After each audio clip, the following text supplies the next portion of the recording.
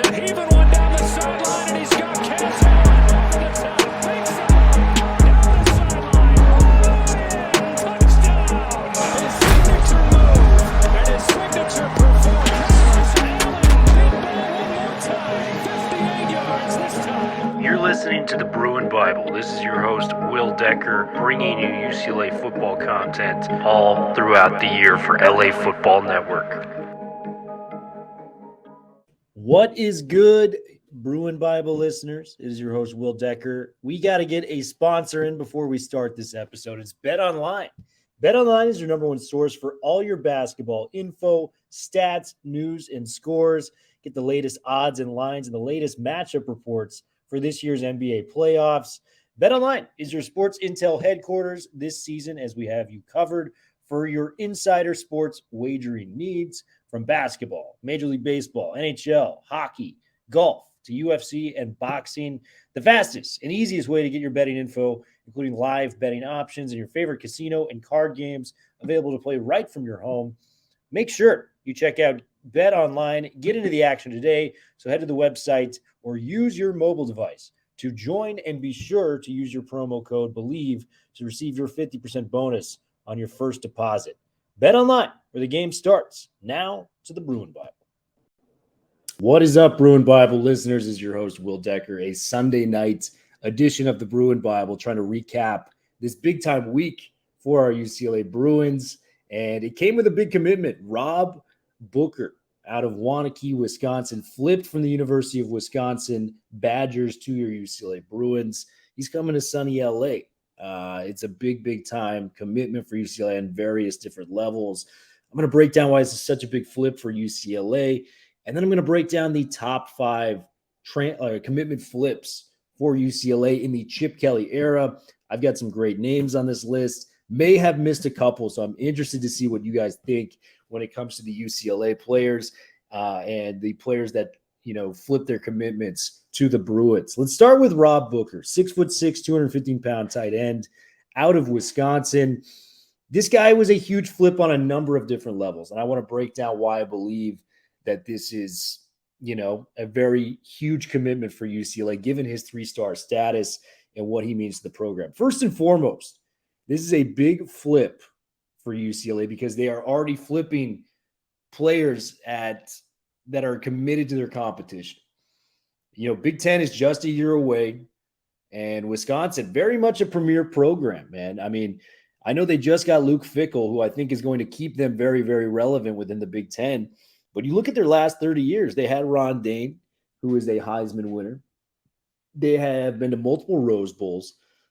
They've been a consistent presence in the New Year's Bowl scheme. And I wouldn't totally classify them as tier A within the Big Ten, your Michigans, your Ohio States, your Penn States. But they're just a tier below that. So the fact that somebody is leaving a Wisconsin program, a established program that has, won a lot of college football games over the last 20 to 30 years, to flip to UCLA, I think this is huge. And it shows that we're a relevant presence within the Big Ten, furthering that belief for UCLA moving forward. Number 2, we know what Chip does with the tight end room. He is constantly overproduced with the players that have recruited to the tight end room as a whole. I mean, Greg Dulcich, Caleb Wilson, these were guys that walked on, low-star recruit players, if any, and turned them into NFL-level players. Caleb Wilson winning the Mackey Award. And even though Greg Dulcich didn't win the Mackey Award, I would take him over any tight end in that 2022 NFL draft class, meaning I think he was the best in the country. So those two guys, Devin Asiasi, he put into the league, went and drafted the Patriots. And then you have your Ed Dixons and your David Paulsons back when he was at Oregon that he put into the league as well. So just a lot of positive stuff from Chip Kelly and how he uses his tight ends. And I think we're going to see a lot of that at UCLA. Carson Ryan was playing a lot until he got hurt. He looked like he was going to be a steal in the recruiting class. Jack Peterson was making plays all spring. I think he's going to be very, very solid at the tight end position. Hudson Habermill and, Moliki Matavao, the Oregon transfer. There's a lot of talent in these tight end rooms, and Chip consistently gets the most out of that position. So it's a big commitment for that. Number 3, I just think Rob Booker is criminally underrated. And this has been a trend that UCLA has done where they offer these guys that, are about to blow up. They kind of get in early on a lot of these prospects. I mentioned the Luke Duncan commitment last year was kind of a low unknown 3-star. UCLA offers him. He goes to a couple camps. He shoots up to a 4-star. We've already seen it with Mark Schraller, the offensive lineman for UCLA. He's moved to a 4-star status since his UCLA commitment, going to the Bruins and the camp circuit he was able to put together. So Chip Kelly is ahead of the curve with this coaching staff that has so much, NFL lineage, whether it's, your Tim Drevnos, Deshaun Foster. I mean, we got to hope we can keep this guy. I think he may be going to the NFL at some point too, because he's just so gifted as a running back coach. DeAnton Lynn, is an NFL coach himself. Just so much NFL talent. I trust these guys' opinions and evaluations on these players and, who is worthy and not worthy to get an offer. So to flip a Rob Booker, just a huge target, runs like a gazelle at 6'6", 215. He's going to be able to put on a lot more weight when he gets to the room and when he gets to Westwood. It's just going to be a very, very solid pickup. And I would not be shocked if Rob Booker, shoots to 4-star status by the time he's done with his high school career out of Waunakee, Wisconsin. And just the Wisconsin players are just generally under-recruited. It's weird. That area of the country, the Ohios, the Michigans, the Pennsylvanias within the Big Ten country, traditionally have a lot of 4-star players, but Wisconsin and your Minnesotas, a lot of those players go under the radar. And, a perfect example of that is John Gaines, the, former UCLA Bruin. He's been on the podcast and, went and got drafted in the 4th round this year by the Cardinals. He was a 2-star recruit coming out of high school. Nobody really got to see him play in Wisconsin. So just knowing what Booker brings to the table, I'm very, very thrilled about this. So this is a big one for UCLA. Go watch the highlight tapes of him. Bruin Bible listeners, we've got a special sponsor for today's episode. It is AG1. AG1 has been something that I've really enjoyed using in my spare time. 75 high-quality vitamins, minerals, and whole-source food nutrients in one scoop that you can use into your water. You stir it up. I use it before my workouts, before I start my day, and it has totally given me the energy I need to do the little things in life, like going to work, getting extra, an extra boost, a second wind, if you will, for a workout. Before I play pickleball with my friends, just it puts you in a good spirit of mind, and you're doing the healthiest possible thing by putting AG1 in your body. Make sure to check us out and get a special deal with the Bruin Bible. It's www.drinkag1.com/Bruin Bible to get the special deal that we provide. Once again, www.drinkag1.com/Bruin Bible to get that special deal. Now, back to the Bruin Bible. And this got me thinking, who are the top 5 commitment flips in the UCLA era? I've got a nice list. I'm really excited to kind of air this out with you guys. I want your opinions. I want to know what you guys think about this. Let's start with the 2 guys that just missed the list. Number 1, R.J. Jones in last year's recruiting class. R.J. Jones flipped from Cal to UCLA, was part of a prominent program within Southern California at St. John's Bosco, flipping a big-time 4-star level caliber player and knowing that we may get his brother at some point because his brother is in the class of 2024. And a huge reason he wants to come here is to play with his brother. I think R.J. Jones committing to UCLA, a guy I can very easily see playing multiple successful seasons at UCLA, is huge. So I'm very, very thrilled on that. Carl Jones. Carl Jones just missed the list, was initially committed to the University of Colorado Buffaloes. And I, like many UCLA analysts, have had this guy breaking out for several years. He really hasn't quite gotten to that point, but he's going to be a 5th-year returning senior this year. 6 sacks to his career. He's got a lot of talent, and maybe this is the year where he matches his career sack total with more reps coming for UCLA when we're going to need some of that senior leadership on defense, headed into this season. So maybe Carl Jones flips the turn. So now we've made it to the top 5. And coming in at number 5 is a guy that hasn't played a snap for UCLA, but a guy that I think deserves to be on this list. I got Grant Buckey out of the 2023 class, 6'5", 265-pound defensive end, built like Aiden Hutchinson, looks great, was enrolled in spring and looked awesome. But the real reason he's on here for the people that pay attention to his recruitment is he flipped from USC to UCLA. And anytime you can secure a commitment from your arch nemesis and have them, be of caliber player, because we know what type of players USC traditionally gets, I think this is huge. And Grant Buckey coming to UCLA, he looks like he's going to be a ball player, man. I mean, I went to 10, 11, 12 spring practices. I don't know the total on the top of my head. This guy was a dude out there already competing, completely looks the part of 265 pounds as a true freshman. Stand-up defensive end. He's going to learn from the likes of Oluwafemi and, the Murphy twins and some of these great edge rushers that we have and just some of the leadership that's going to be in that defensive locker room.